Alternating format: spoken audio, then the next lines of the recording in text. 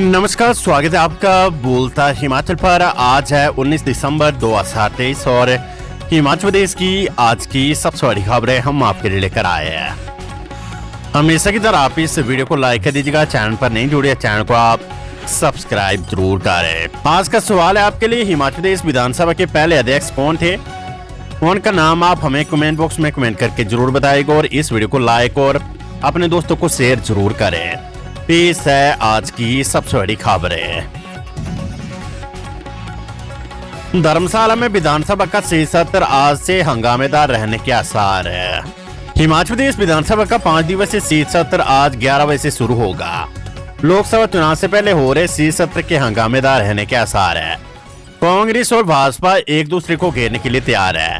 भाजपा जहां कांग्रेस सरकार को चुनाव से पहले दी गारंटियां पूरा नहीं करने, बरसात के बाद आपदा राहत का ठीक से बंटवारा नहीं होने जैसे मुद्दों को लेकर घेरने का प्रयास करेगी, वहीं सरकार भी केंद्र से पर्याप्त मदद न मिलने को बड़ा मुद्दा बनाते हुए आक्रामक रूप से जवाब देने की तैयारी में है।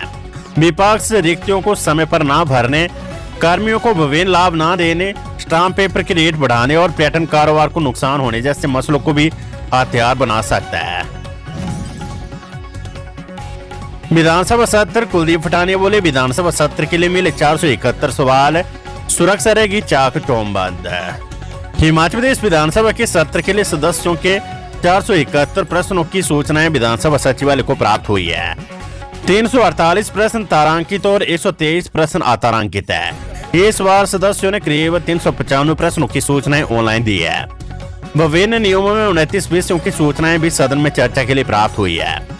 सभी प्रश्नों को आगामी कार्यवाही के लिए सरकार को प्रेषित किया गया है। विधानसभा अध्यक्ष कुलदीप सिंह पठानिया तपोवन विधानसभा के सचिवालय में पत्रकार वार्ता को संबोधित कर रहे थे। हिमाचल प्रदेश पुलिस को सड़क सुरक्षा क्षमता निर्माण के लिए 25 Enfield classic 350 CCC bullet motorcycle प्रदान किए गए हैं। अतिरिक्त पुलिस अधीक्षक टीटीआर नरवीर सिंह राठौर ने सोमवार को यहां जारी बयान में ये जानकारी दी है।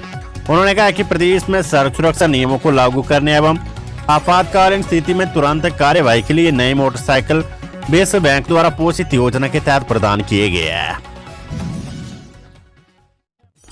विधानसभा शीतकालीन सत्र की सुरक्षा को 7 सेक्टर में बांटा धर्मशाला।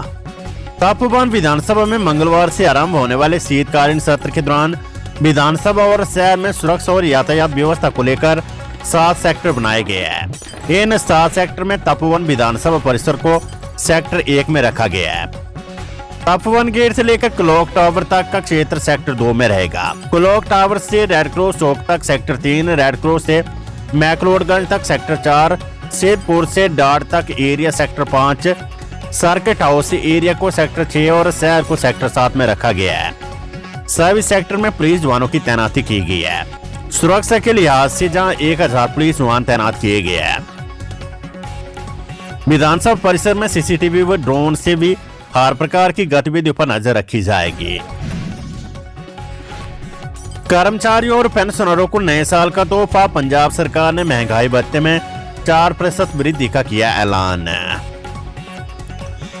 पंजाब सरकार के लाखों कर्मचारियों और पेंशनरों को नए साल के तोहफे के तौर पर मुख्यमंत्री भगवंत मान ने 1 दिसंबर 2023 से 4% महंगाई भत्ता डीए बढ़ाकर देने का ऐलान किया है, जिससे कर्मचारियों का महंगाई भत्ता 34 से बढ़कर 38% हो गया है। पंजाब भवन में मुख्यमंत्री ने कर्मचारियों के साथ हुई बैठक में कहा कि इस फैसले से लाखों कर्मचारियों और पेंशनरों को लाभ होगा। तो अब हिमाचल सरकार पर भी इसका दबाव रहेगा और हिमाचल को भी ये महंगाई भत्ता कर्मचारियों को देना पड़ेगा, क्योंकि पंजाब का अनुसरण हिमाचल करता है। इसी सप्ताह होगी राज्य चयन आयोग की बैठक, कई भर्तियों के खुलेंगे रास्ते। इस सप्ताह कभी भी राज्य चयन आयोग हमीरपुर की बैठक होगी। बैठक में आयोग की अगली कार्य प्रणाली सहित भर्ती प्रक्रियाओं पर भी चर्चा होगी। इसके अलावा आयोग का अगला रोड मैप तैयार करने पर भी विचार विमर्श होगा। संकेत साफ है कि पिछले 1 वर्ष से रोजगार की तलाश में भटक रहे शिक्षित बेरोजगारों की जिज्ञासाओं पर विराम लगाया जा सके तथा भर्ती प्रक्रियाएं सुचारू रूप से चलाई जा सके। इससे 1 वर्ष से लड़की कई भर्तियों के आयोजित होने का रास्ता भी खुलेगा, ताकि भविष्य में भी अन्य विभिन्न विभागों में भी कई रिक्त पदों पर भर्तियां निकलेगी। इस सप्ताह आयोग के मुख्य प्रशासनिक अधिकारी डॉक्टर रामकिशन प्रोथी आयोग कार्यालय का दौरा करेंगे। हालांकि अभी तारीख निर्धारित नहीं हुई है। दीपक सानन कमेटी ने भी अपनी फाइनल रिपोर्ट प्रदेश सरकार को सौंप दी है। उसके बाद अब कयास लगाए जा रहे कि प्रदेश सरकार की तरफ से हरी झंडी मिलते आयोग भी अपना कार्य सुचारू रूप से शुरू कर देगा। उसी को देखते हुए वाहन कर्मचारी चयन आयोग के बाद स्थापित राज्य चयन आयोग की पहली बैठक अहम मानी जा रही है। Weather update. हिमाचल प्रदेश के कुछ भागों में 2 दिन बारिश बर्फबारी के आसार। 7 स्थानों पर न्यूनतम तापमान माइनस में दर्ज। हिमाचल प्रदेश के कुछ भागों में 2 दिन बारिश बर्फबारी का पूर्वानुमान है। पश्चिमी विक्षोभ की सक्रियता से मौसम में ये बदलाव आने की संभावना है। मौसम विज्ञान केंद्र शिमला के अनुसार राज्य के सभी भागों में 21 दिसंबर तक मौसम साफ बने रहने के आसार है। 22 दिसंबर को एक ताजा पश्चिमी विक्षोभ सक्रिय होगा। इसके प्रभाव से 22 व 23 दिसंबर को मध्य व उच्च पर्वतीय कुछ भागों में बारिश बर्फबारी की संभावना है। 24 दिसंबर से मौसम साफ रहने का पूर्वानुमान है। उत्तर प्रदेश में शीतलहर जारी है। सुबह शाम ठिठुरन अधिक है। राज्य के 7 क्षेत्रों का न्यूनतम तापमान माइनस में दर्ज किया गया है, जबकि मनाली व सुंदरनगर में 16 डिग्री सेल्सियस चल रहा है। सोमवार को राजधानी शिमला व अन्य भागों में मौसम साफ रहा। राशन कार्ड धारक एपीएल परिवारों को झटका, 3 रुपए महंगी मिलेगी चीनी। सूबे के एपीएल राशन कार्ड धारकों को झटका लगा है। डिपों के माध्यम से दी जाने वाली चीनी के दाम 3 रुपए बढ़ा दिए गए हैं।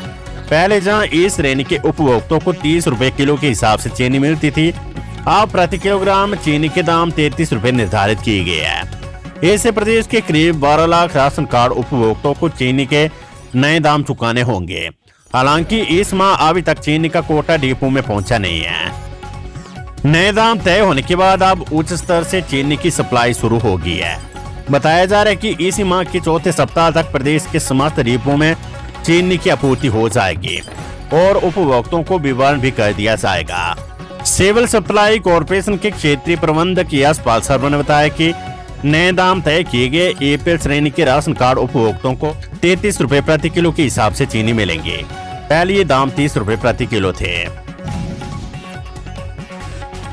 धर्मशाला में भाजपा की आक्रोश रैली, निशाने पर सुक्खू, गारंटियों पर बार। भाजपा ने सोमवार को हिमाचल प्रदेश की दूसरी राजधानी में सुक्खू सरकार के खिलाफ पुलिस मैदान से कचहरी चौक तक आक्रोश रैली निकाली। रैली के जरिए विपक्ष ने तपोवन में मंगलवार से शुरू हो रही विधानसभा शीतकालीन सत्र से एक दिन पहले जमकर शक्ति प्रदर्शन किया। रैली में कांगड़ा जिले के 15 विधानसभा क्षेत्रों से बीजेपी कार्यकर्ता धर्मशाला पहुंचे। इसके बाद आयोजित जनसभा में नेता प्रतिपक्ष जयराम ठाकुर ने कहा कि कांग्रेस की सुक्खू सरकार का 1 साल का कार्यकाल निराशाजनक रहा है। चुनावी गारंटियों को पूरा करने की बजाय प्रदेश सरकार अपने मित्रों पर सरकारी धन बर्बाद कर रही है। महंगाई, बेरोजगारी और भ्रष्टाचार के कारण जनता परेशान है।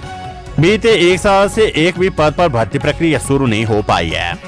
300 यूनिट बिजली, महिलाओं को 1500 रुपए, गोबर खरीदना आदि चुनावी जुमले साबित हुए हैं। राज्य में पूरी व्यवस्था पटरी से उतर गई है।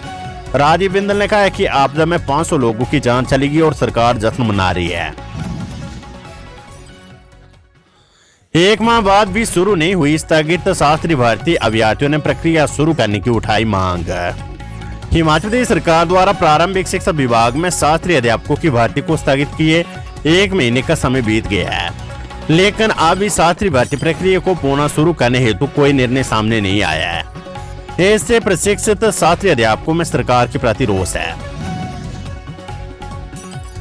शीतकालीन सत्र से पहले सचिवालय में सर्वदलीय बैठक, स्पीकर ने सभी पक्ष विपक्षों से मांगा सहयोग। हिमाचल प्रदेश विधानसभा के अध्यक्ष कुलदीप सिंह पठानिया ने अपने कार्यालय कक्ष में सत्र से पूर्व आयोजित सर्वदलीय बैठक में सत्ता पक्ष, प्रतिपक्ष तथा निर्दलीय विधायकों से शीतकालीन सत्र के संचालन में रचनात्मक सहयोग देने की अपील की है। बैठक में संसदीय कार्य मंत्री हर्षवर्धन चौहान, मुख्य संसदीय सचिव मोहनलाल ब्राक्टा, सदस्य सुखराम चौधरी तथा निर्दलीय विधायक होशियार सिंह उपस्थित रहे। बैठक के दौरान कुलदीप सिंह पठानिया ने सभी सदस्यों से आग्रह किया कि हिमाचल प्रदेश विधानसभा की अपनी एक गरिमा है तथा इसका गौरवमय इतिहास रहा है। अतः इसके अनुरूप सभी सदस्य नियमों की परिधि में अपने अपने निर्वाचन क्षेत्र की समस्याओं को प्रमुखता से उठाए तथा उस पर साथ चर्चा करें और सरकार से उसका उत्तर पाए। उन्होंने सत्ता पक्ष से अनुरोध किया कि वे सदस्यों को उनकी सूचनाओं का तथ्यों सहित शीघ्र जवाब दे। शीतलहर का प्रकोप, पूरे प्रदेश का न्यूनतम पारा 8 डिग्री से कम। हिमाचल प्रदेश में कड़ाके की ठंड के बीच शीतलहर का प्रकोप शुरू हो गया है। पूरे प्रदेश का न्यूनतम तापमान 8 डिग्री से नीचे आ रहा है। नान शहर का न्यूनतम पारा सबसे ज्यादा 7.3 डिग्री सेल्सियस रहा है। अन्य शहरों का पारा इससे कम चल रहा है। रोजाना ठंड बढ़ती जा रही है। उधर लाहौल स्पीति के कुकुमसेरी का न्यूनतम तापमान -7.6 डिग्री सेल्सियस पहुंच गया है। ऊपरी इलाकों का पारा शून्य से नीचे चल रहा है। मैदानी इलाकों में भी धुंध और कोहरे के चलते ठंड बढ़ गई है। हिमाचल हाईकोर्ट में गिरिपार को एसटी दर्जे के विरोध में दायर याचिकाओं पर हुई सुनवाई।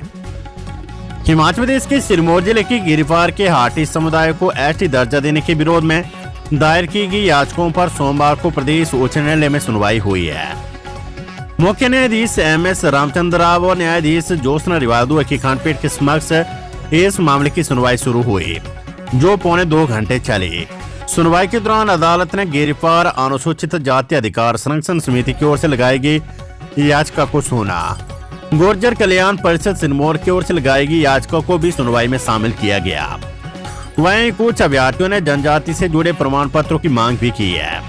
इन मामलों पर सुनवाई पूरी नहीं होने के कारण मंगलवार को भी ये जारी रहेगी। इस मामले में गिरिपार अनुसूचित जाति अधिकार संरक्षण समिति और गुर्जर समाज कल्याण परिषद का आरोप है कि गिरिपार इलाके के हाटी समुदाय को एसटी आरक्षण दिया जाना न्यायोचित नहीं है। बिना जनसंख्या सर्वेक्षण के हाटी समुदाय को जनजातीय क्षेत्र घोषित किया गया है।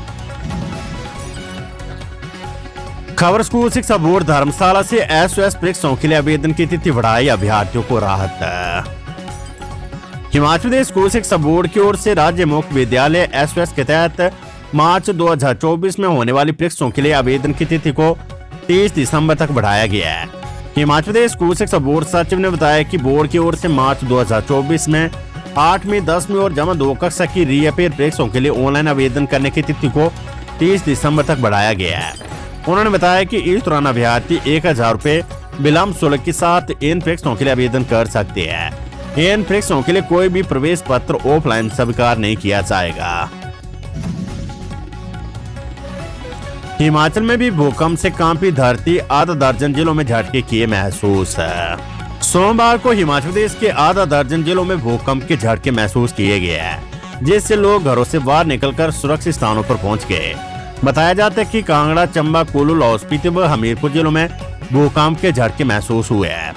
जिला कुल्लू और लाहौल स्पीति में करीब 3:48 पर भूकंप के झटके महसूस किए गए। राष्ट्रीय भूकंप विज्ञान केंद्र के अनुसार भूकंप का केंद्र शासित प्रदेश लद्दाख के कारगिल में जमीन के भीतर 10 किलोमीटर की गहराई में था। भूकंप की तीव्रता रिक्टर पैमाने पर 5.5 आंकी गई है। भूकंप से किसी तरह के नुकसान की कोई भी संभावना नहीं जताई गई है।